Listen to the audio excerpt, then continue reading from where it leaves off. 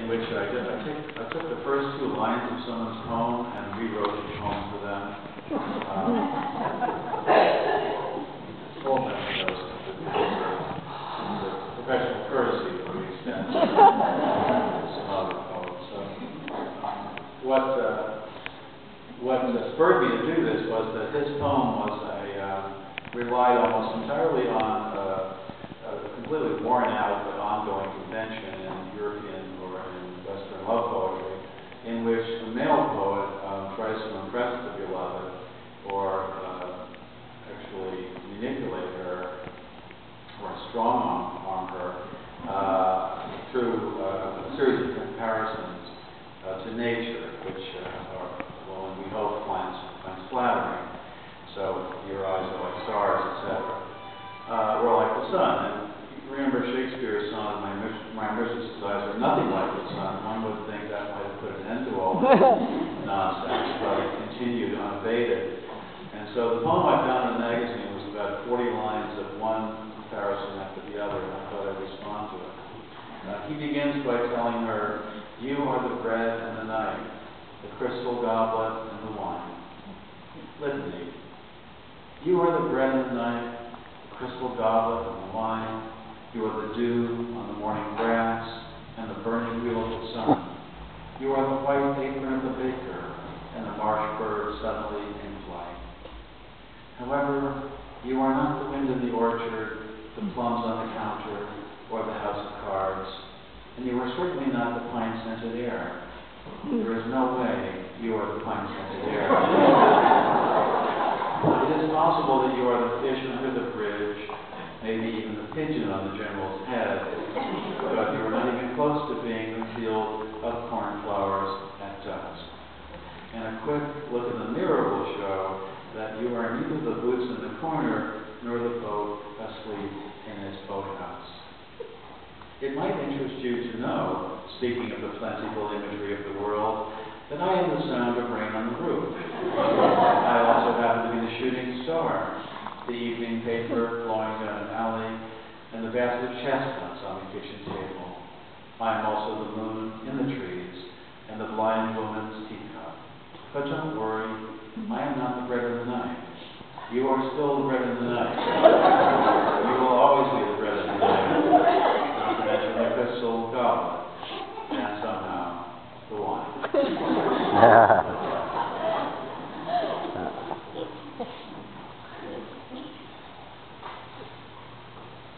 I think we're okay for a couple more poems.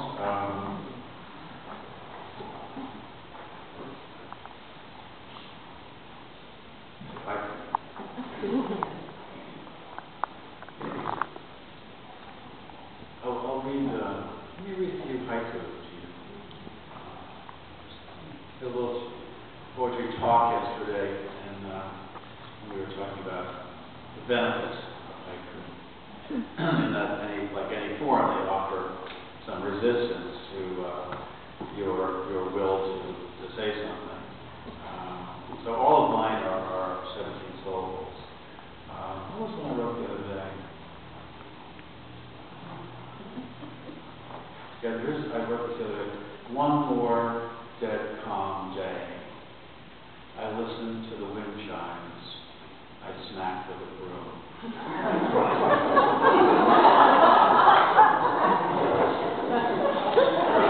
So it's violent like this.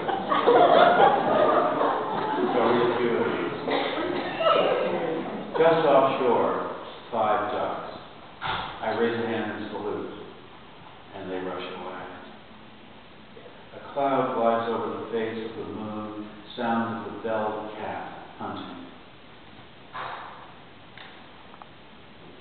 We drank many cups of strong coffee, still no mention of the money.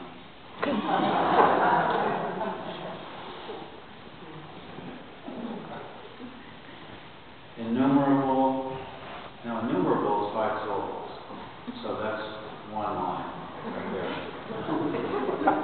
Haiku, shortcuts.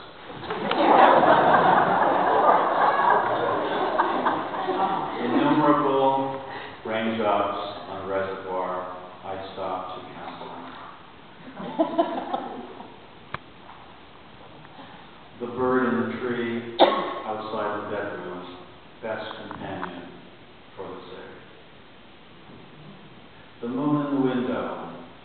as it was before there was a window. So many nicknames for you, but none as lovely as marijuana. And this last one is, I find rather emotionally poignant. Midwinter evening, alone at the sushi bar, just me and this eel.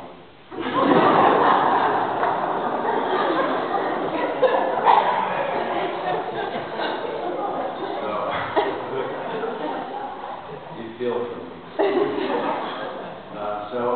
I'm going to follow that by reading a poem called Japan, which kind of deployed in little three-line stanzas, and it's about a haiku. Japan. Today I passed the time reading a favorite haiku, saying a few words over and over. It feels like eating the same small, perfect break again and again. I walk through the house reciting it, and with its letters falling through the air of every room. I stand by the big silence of the piano and say it. I say it in front of a painting of the sea. I tap out its rhythm on an empty shelf. I listen to myself saying it. Then I say it without listening. Then I hear it without saying it. And when the dog looks up at me, I kneel down on the floor and whisper it into each of his long white ears. It's the one about the one-ton temple bell with the moth sleeping on its surface. And every time I say it, I feel the excruciating pressure of the moth on the surface of the iron bell. When I say it at the window, the bell is the world, and I am the moth, resting there. When I say it into the mirror, I am the heavy bell, and the moth is light with its papery wings. And later, when I say it to you in the dark, you are the bell, and I am the tongue of the bell, ringing you, and the moth has flown from its line and moves like a hinge in the air above our head.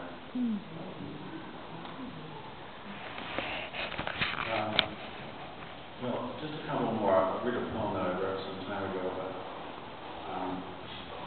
seems to be alive and well. It's called Forgetfulness. It's sort of a meditation on forgetting, especially stuff you've read, or initially anyway. Forgetfulness. The name of the author is the first to go, followed immediately by the title, the plot, the heartbreaking conclusion, the entire novel, which suddenly becomes one you have never read, never even heard of. It is as if, one by one, the memories you used to harbor decided to retire to the southern hemisphere of the brain, to a little fishing village where there are no phones. Long ago, you kissed the names of the 9 muses goodbye, and you watched the quadratic equation pack its bag. And even now, as you memorize the order of the planets, something else is slipping away. A state flower, perhaps, the address of an uncle, the capital of Paraguay.